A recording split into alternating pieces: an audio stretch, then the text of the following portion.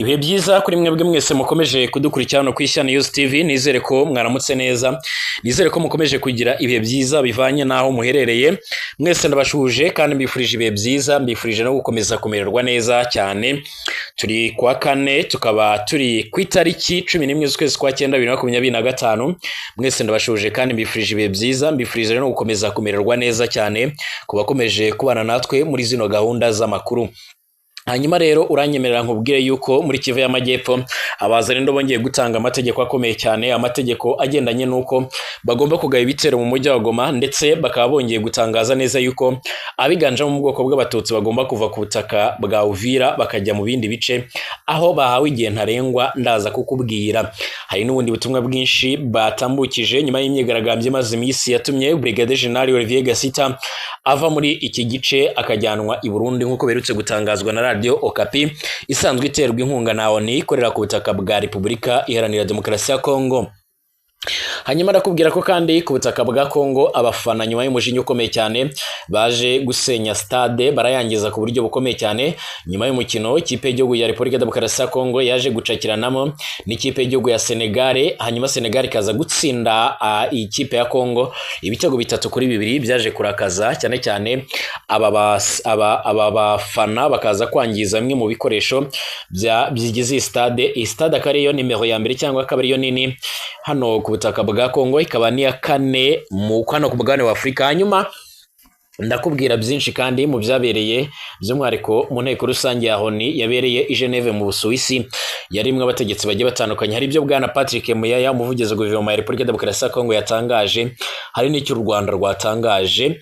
Ibi byose tugiye kubinyuramo muri kano kanya. Kaze kuri mwebwe mwese mudukurikiye, haba abari mu Rwanda, bari muri Uganda, Tanzania, Kenya ndetse n'ahandi, abadukurikiye muherereye mu bice bigiye bitandukanye, mwese mbifurije ibihe byiza, mbifurije kumererwa neza cyane. Niba ari ubwa mbere ugeze hano, nyamuneka reka nkubwire ngo kandanditse subscribe kugira ngo bo mbere mu bazajya badukurikira, bo mbere mu bazajya babana natwe muri izi gahunda z'amakuru.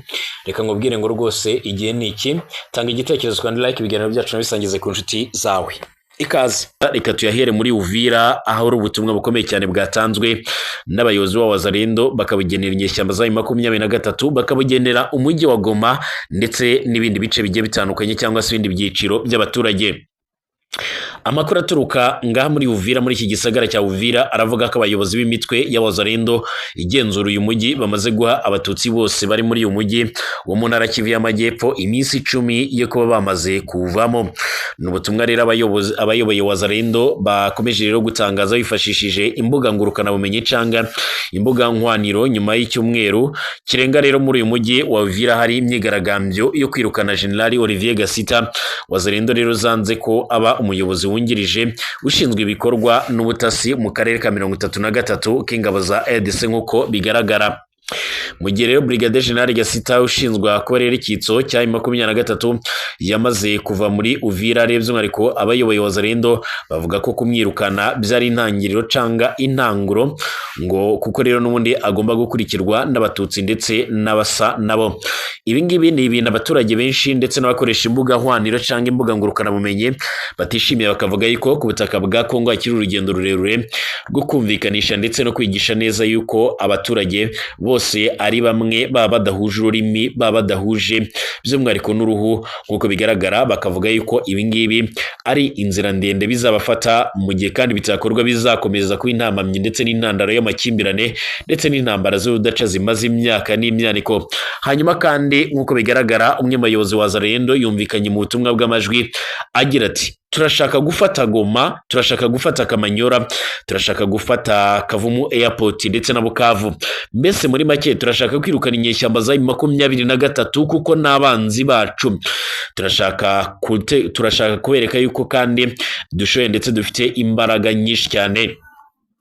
Uyu kandi yakomeje avuga yuko bakomeje gutegura ibitero byo mu kirere biraza kwibasira uyu mujyi wa Goma byanze bikunze, bikazatanga isomo rikomeye cyane ko bahanganye. kandi yumvikanye mu butumwa bw'amajwi agira ati igenda rya Gasita n'intangiriro turashaka ko ba pasiteri bose abarimu b'abatutsi bose bagenda rwose bakava muri ibi bice yemwe n'abamasayi bose birirwa bagenda n'intasi ntabwo tubashaka hano. Uyu anakomeza abwira wo mu bwoko bw'abatutsi ati mugurisha inzu zanyu mugende kugira ngo inzaratsi z'abakurambere bacu zikorere by'umwihariko nta mututsi n'umwe ugomba kuba hano muri Uvira. Ibi ngibi ariko mbisubiremo ni ibintu abantu benshi bakomeje kugaya bakavuga yuko ibi ngibi ntaho byabaye, usibye gusa abatutsi kandi kuva muri Uvira mu mashusho yakwiragijwe ku mbuga ngurukanabumenyi Wazalendo zumvikanye zivuga ko zicyuye abanyeshuri bose bakaba nta n'umwe yemerewe gusubira ku ishuri kugeza igihe intambara izarangirira. Aha ngaha mbabaze abankurikiye, wumva wowe iyi ntambara izarangira ryari? Wumva ari iki cyayirangiza? Ese ari nkawe uyoboye Kongo n'iki wakora kugira ngo iyi ntambara irangire? Aha ngaha muze kunsubiza munyuze muri komanteri. Ni amashusho kandi agaragaramo abanyeshuri birukanka bajya iwabo bambaye impuzankano y'amashuri. Wazalendo kandi zanumvikanye ziteguza abarimu ndetse n'abanyeshuri kuzahirahira agasubira ku ishuri azahite yicwa. Uvira ikomeje kurangwamo akajagari n'urugomo rwibasira by'umwihariko abatutsi nyuma y'igihe kitageze rero by'umwihariko ku cyumweru ubuyobozi bw'intara ya Kivu y'Amajyepfo butanze impuruza kuri leta ya RDC ku rugomo rero bariya baturage bakomeje rero gukorerwa, aho rero abarimwo abanyamurenge batuye muri Uvira batemerewe rero kuvoma amazi. N'urugomo kandi Kinshasa yategujwe ko rushobora n'ubundi kuzatuma uyu mutwe wa 23 ufata iki gice byanze bikunze. Aya makuru kandi akomeje kugenda ajya hanze mu gihe izi nyeshyamba za 23 nazo zimaze imisi zishimangira ndetse zikanagaragaza neza yuko ziteguye ndetse ziraza no gukora ibishoboka byose kugira ngo zigarurire uyu mujyi wa Uvira. Ariko nanone uyu mujyi sinabura kubabwira yuko ukomeje kuba ingorabahizi mu kuba wafatwa nk'uko amakuru akomeje kugenda atugera bivuga cyangwa se nk'uko bikomeje kugenda bitangazwa. Amakuru kandi akomeje kutugeraho muri kano kanya, reka nkubwire yuko mu byo bongeye guteguza M23 ari ifatwa ry'imijyi itandukanye, bakavuga yuko ubufatanye ndetse n'ibyo bari gutegura biraza kubyara ikindi kintu ku buryo bukomeye cyane, ku buryo mu gihe batakwibwiriza ngo bave muri iyi mijyi n'ubundi umuriro ushobora kuza kongera kwaka nk'uko bigaragara. Hanyuma raporo y'ubutumwa bwo gushakisha ukuri rero y'ishami ry'umuryango w'abibumbye rishinzwe uburenganzira bwa muntu ku kibazo cyo mu ntara za Kivu y'Amajyaruguru ndetse n'Amajyepfo byibanzweho cyane cyane mu nama ya 30 isanzwe y'akanama gashinzwe uburenganzira bwa muntu ibera i Geneve mu gihugu cy'Ubusuwisi. Ubutumwa kandi bwashinzwe by'umwihariko n'akanama k'umuryango w'abibumbye gashinzwe uburenganzira bwa muntu bwakoze raporo yerekana ibyaha bikomeye cyane byakozwe n'ingabo z'igihugu cya Repubulika Demokarasi ya Kongo FARDC n'imitwe yitwara gisirikare nk'abazalendo, harimo ishwe ry'abasivile ndetse na FARDC nyuma y'amakimbirane n'abazalendo nk'uko bigaragara. Kuri uyu wa kabiri hari ku itariki 9 Nzeri mu nama nyunguranabitekerezo, iyi nayo yabereye Geneve mu Busuwisi, aho intumwa za Kongo by'umwihariko zishimiye itangazwa ry'iyi raporo zivuga ko yerekanye rero uruhare rw'u Rwanda mu guhungabanya umutekano mu burasirazuba bwa Repubulika Demokarasi ya Kongo. Avuga ko nk'uko bigaragara uruhare rw'u Rwanda mu guhungabanya umutekano ku butaka bwa Repubulika Demokarasi ya Kongo. Avuga ku ngingo rero y'iyi raporo umuvugizi wa leta ya Kinshasa Bwana Patrick Muyaya akaba na minisitiri w'itumanaho n'itangazamakuru yerekanye ko Wazalendo by'umwihariko nk'amatsinda yo kwirwanaho rero asobanura akanashimangira ko ikibazo cya FDLR kitazasubizwa mu gihe u Rwanda ruzakomeza kuba muri RDC mu gushyigikira inyeshyamba za 23.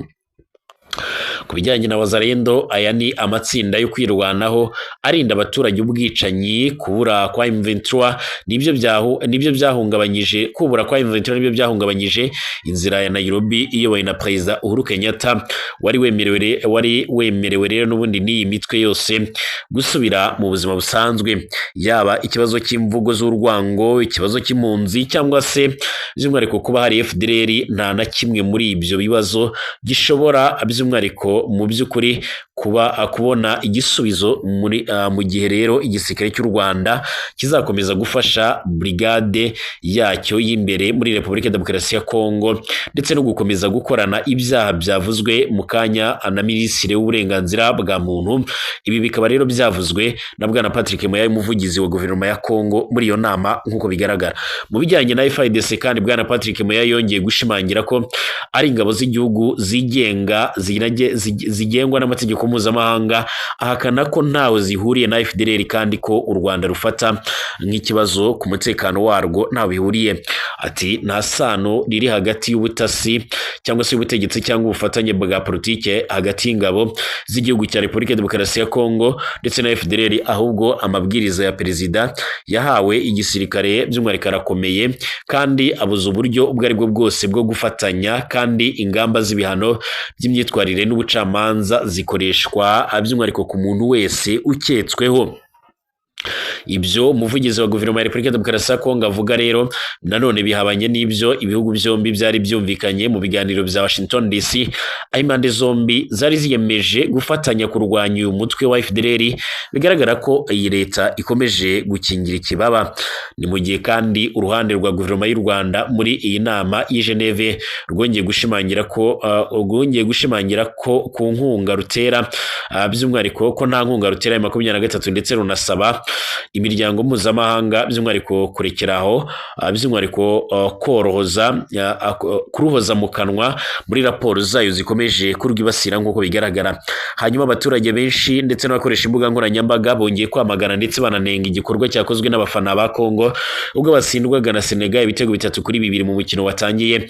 Impande zombi by'umwihariko zifite ishyaka rikomeye cyane nk'uko amakuru akomeje kugenda tugera bivuga. Ku ruhande rwa leta ya Kongo abakinnyi babo batangiye batsinda ibitego hanyuma baza kubyishyurwa biza kuragira batsinzwe.